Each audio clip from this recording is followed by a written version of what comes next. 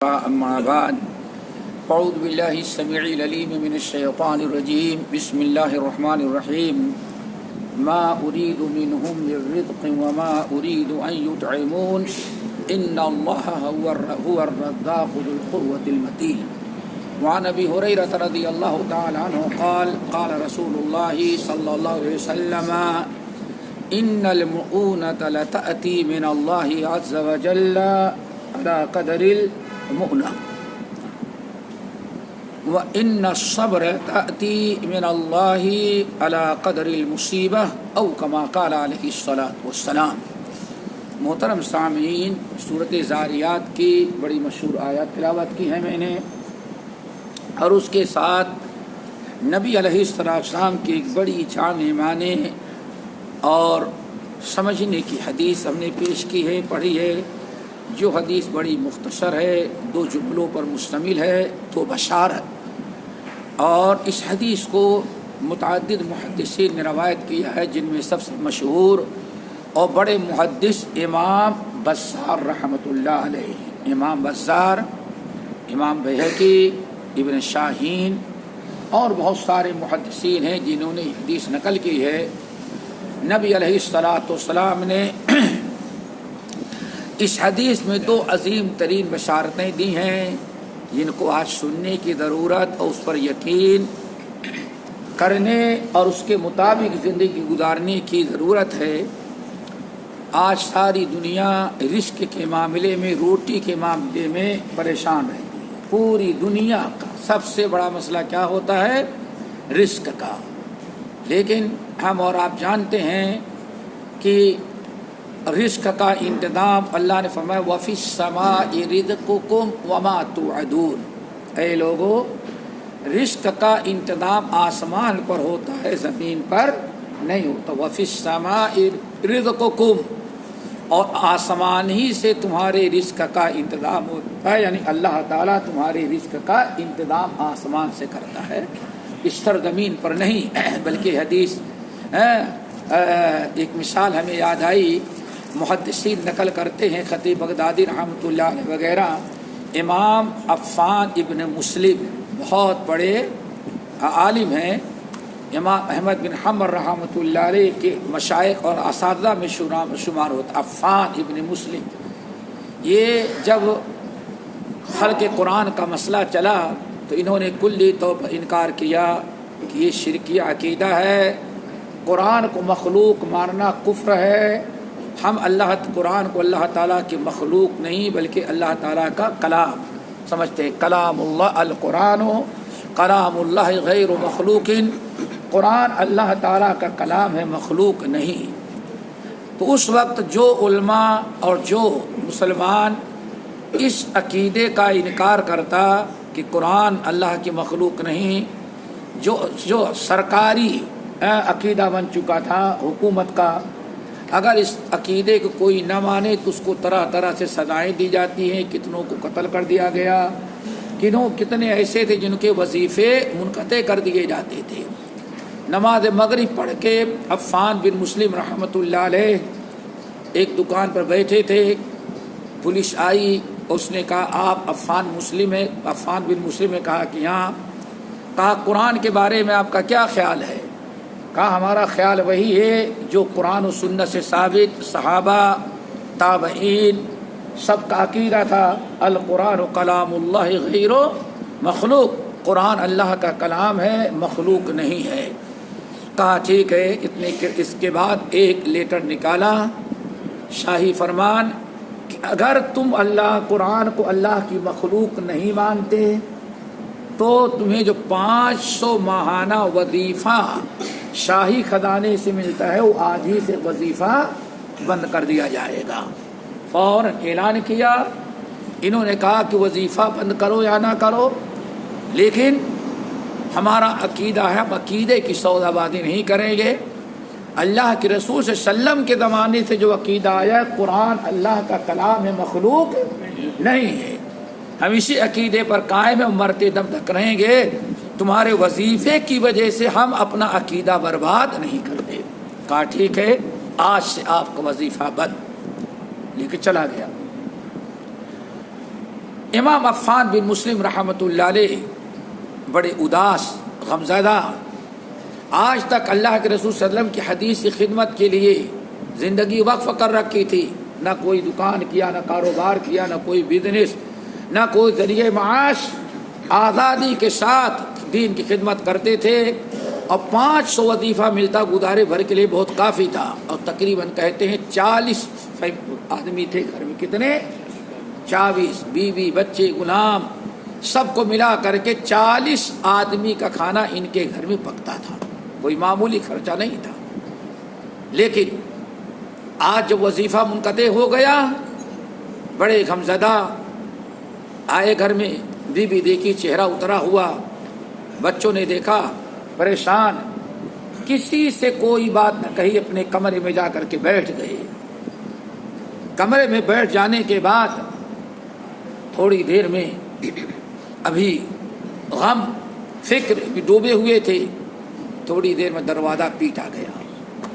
جب دروازہ پیٹا گیا تو اندازہ لگا کہ اب وظیفہ بند ہے، اور اب شاید کہ شاہی فرمان نافذ ہوا، گرفتار کرو، اس کو جیل میں ڈالو یا اس کی گردن مارو۔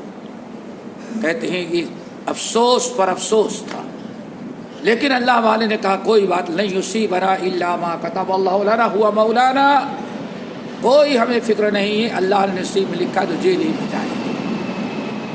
احمد بن حنبل اندر بیٹھے تھے، بچے دوڑے آگے، دروازہ کھولا تو ایک انسان زیات، تیل بیچنے والا، تیل فروش، شاید کہ تیل کا کاروبار تھا، اور اس کے کپڑے وغیرہ ٹوپی وغیرہ بتا رہی کہ ہاں یہ تیل کا کام کرتا ہے۔ کیوں؟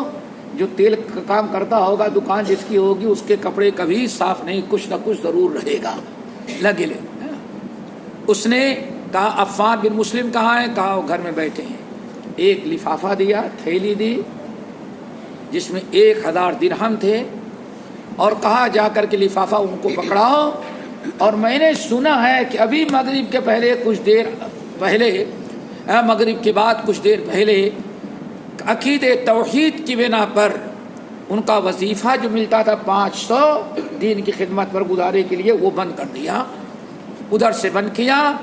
اور میں نے آج ہی سے، میں نے بھی مہینہ پورا ہونے کا انتظار نہیں کیا، آج ہی سے 1000 ماہانہ میرے طرف سے امام صاحب کو پہنچتا رہے گا، میرا سلام کہیں اور کہیں کہ حدیث کی خدمت دل کھول کر کے کرتے رہیں۔ کتنی خوشی کی بات! آج ہمارا عقیدہ فوری طور پر دوڑا ہوا گیا۔ ایک تو یہ غم دور ہو گیا کہ ہاں پولیس گرفتار کرنے کے لیے نہیں آئی ہے، جان بچے، اور اس سے بڑی کئی خوشی یہ کہ خدا ارب بندد بحکمت درے، کشاید بفضل و کرم دیگرے۔ رب کا نظام بڑا عجیب ہے، کوئی ایک انسان رب کے بندے کے لیے رزق کا دروازہ بند کرتا ہے تو اللہ کسی اور راستے سے اس کا دروازہ کھول دیتا ہے۔ تھیلی پکڑائی، اور امام عفان بن مسلم رحمۃ اللہ علیہ بادشاہ کا کسی اور کا شکر ادا کرنے کے پہلے آسمان کی طرف آواز نگاہ اٹھائی اور سورۃ زاریات کی آیت تلاوت کی۔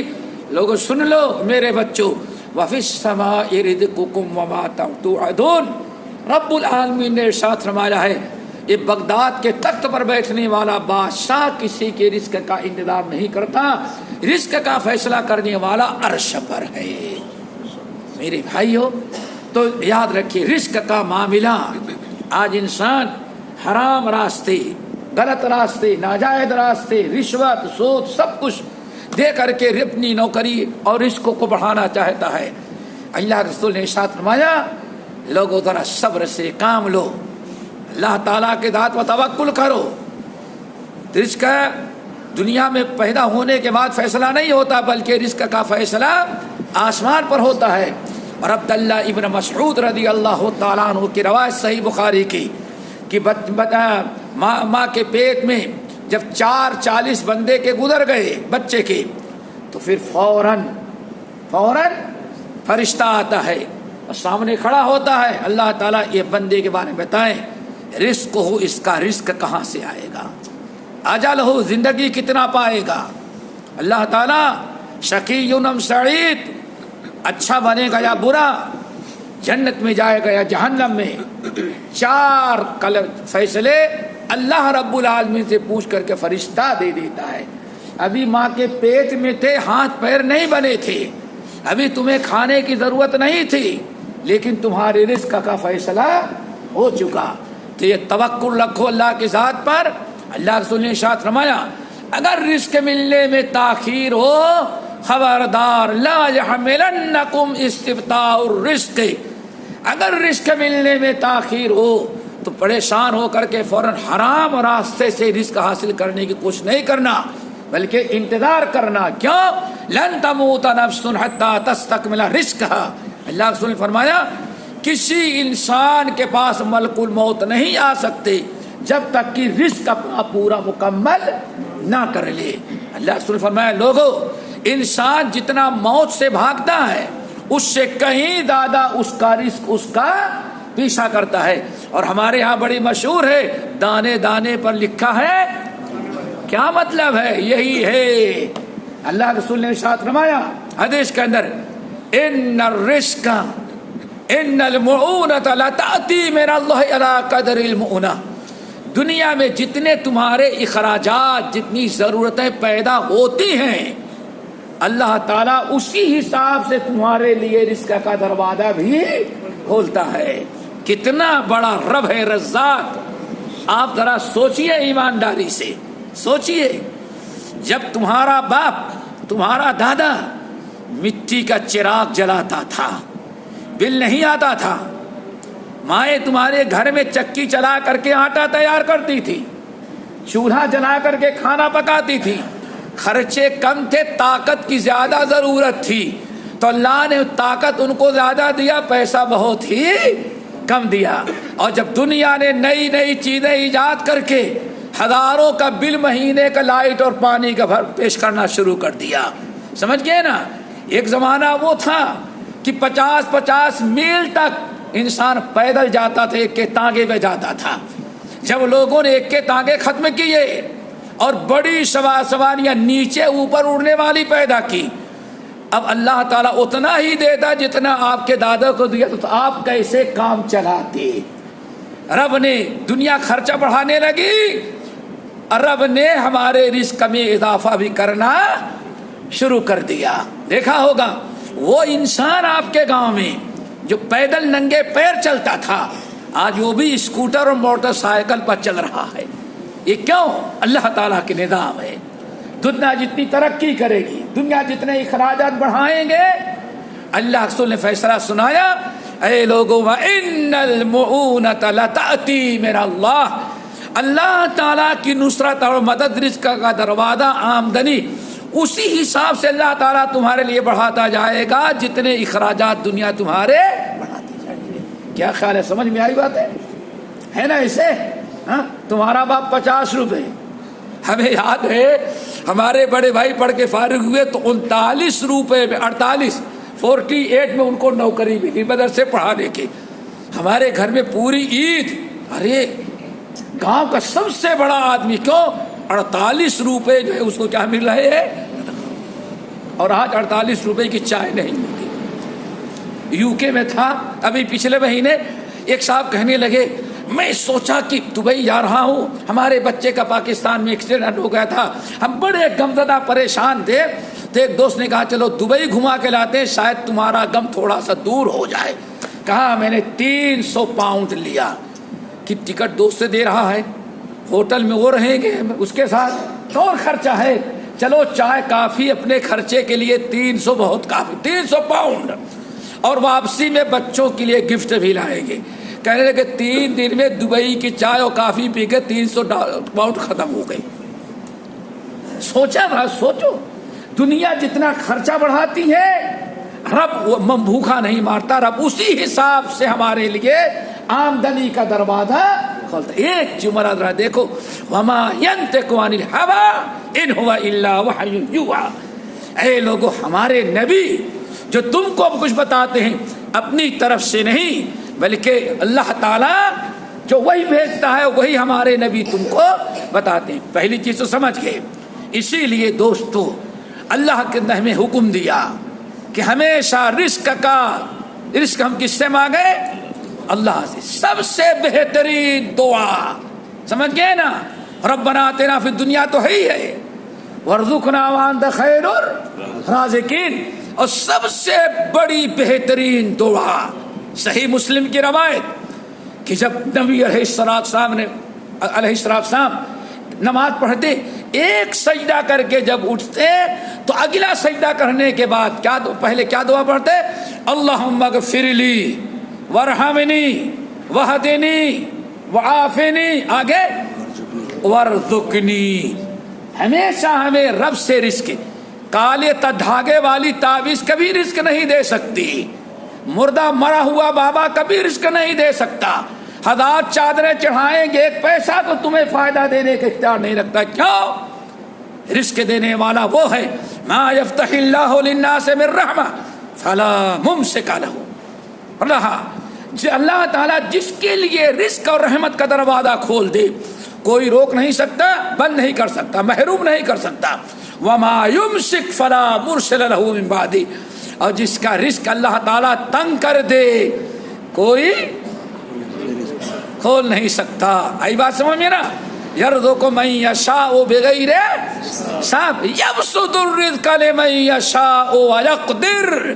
وہی آسمان والا رب جسے چاہتا ہے رزق کا دروازہ کھول دیتے، جسے چاہتا ہے رزق کا دروازہ تنگ کر دیتا ہے. اسی لیے ہمیشہ رزق کس سے مانگی جائے؟ وارزقنی وانت خیر الرازقین. پھر ایک دعا اور پڑھتے ہیں، ہمیشہ اللہ تعالیٰ سے رزق بھی مانگیں، اور رزق میں برکت دینے والا بھی وہی ہے. اسی لیے برکت کی بھی دعا مانگنے کا حکم دیا. نبی علیہ السلام ہمیشہ وتر کی نماز میں جو دعائے قنوت پڑھنے کا حکم دیا کیا ہے؟ اللہم اہدنی فیمن ہدیت وعافنی فیمن عافیت وتولنی فیمن تولیت وبارک لی. اللہ جو رزق دیا، جو علم دیا، جو مال اور اولاد دیا، اللہ دے کے برکت بھی اس کے اندر عطا کر دے. وبارک لی فیما آتیت. ہمیشہ برکت کی بھی دعا بھی اللہ تعالیٰ سے کرنی چاہیے. یہ تو پہلی چیز ہے میرے بھائیوں. نمبر 2، وَإِنَّ الصَّبْرَ لَتَأْتِي مِنَ اللَّهِ عَلَىٰ قَدْرِ الْمُصِیبَہ. بڑی ہی عظیم الشان چیز اللہ کے رسول نے بیان کی.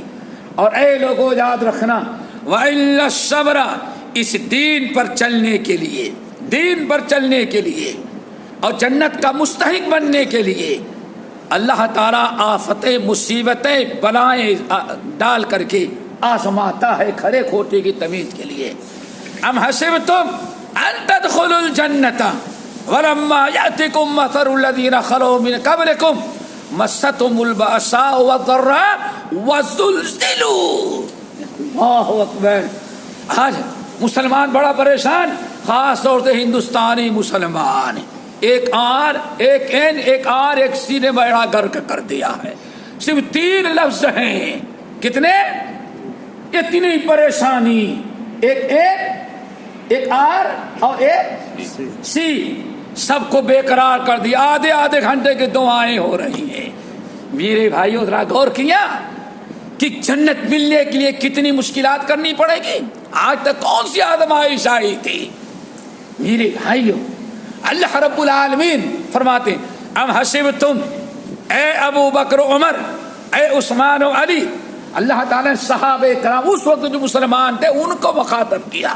ام حسبتم ان تدخلوا الجنہ، تم لوگ کیا سمجھتے ہو جنت میں چلے جاؤ گے؟ حالانکہ ابھی تو تمہارے اوپر آزمائش کا دور آیا ہی نہیں. ہم تو مثال دیتے ہیں، یہ ٹوپی کتنے کی ہوگی؟ 10 روپے کی ٹوپی. گئے 10 روپے کی ٹوپی خریدیں گے تو 10 مرتبہ کھینچ کر کے دیکھیں گے اصلی ہے یا نقلی. 5 مرتبہ پلٹ کر کے میڈ ان چائنا ہے کہ میڈ ان کوریا ہے کہ میڈ ان جاپان یا سیریا یا ایجپٹ ہے. 10 درہم کے خاطر 50 مرتبہ اس ٹوپی دیکھتے ہو. اتنی بڑے جنت لینے کے لیے بدے سے فری فنڈ میں چلے جاؤ گے.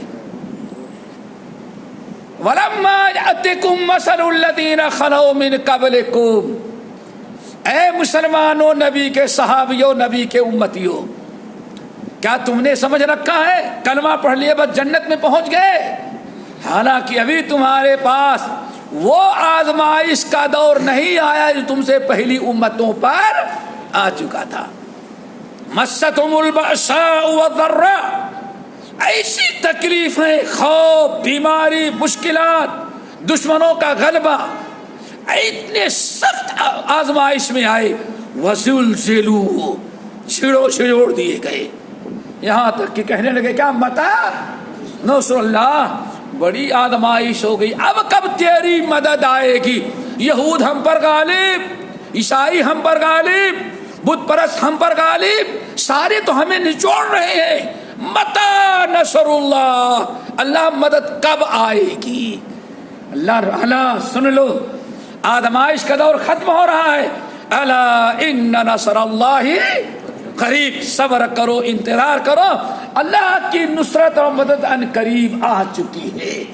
جس دن اللہ کی مدد آئی اس دن دنیا تمہاری ہوگی، کسی اور کی نہیں ہوگی۔ تو میرے بھائیو، ہمیشہ یاد رکھو، جب اللہ کی طرف سے آزمائش اور مشکلات ایمان والوں کے اوپر آتی ہیں تو اس وقت صبر کی بڑی ضرورت پڑتی۔ کس کی؟